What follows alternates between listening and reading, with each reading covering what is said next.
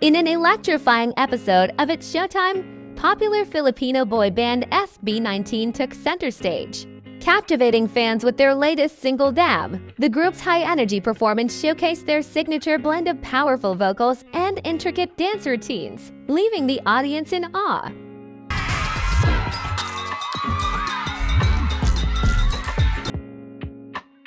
Following their performance, SB19 joined the It's Showtime hosts for a lively game segment that had everyone in stitches.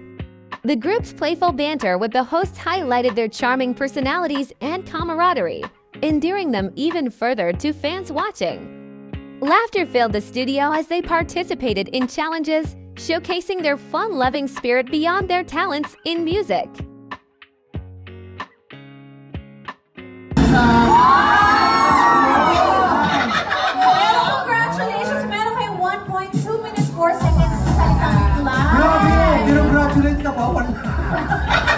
Sayaw dapat, Ken! Naglalaro talaga tong SB, oh. Naglalaro talaga to dati. A staff member from It's Showtime shared a delightful video on social media, capturing the group leaving the studio.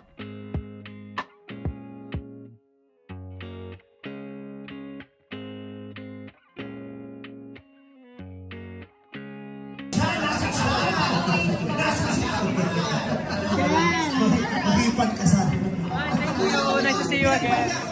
Pinag-relax ko na ang aking child. Ayaw ko na ang akin sa presensya ninyo.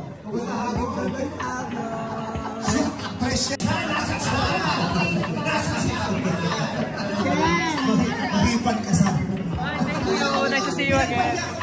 Pinag-relax ko na ang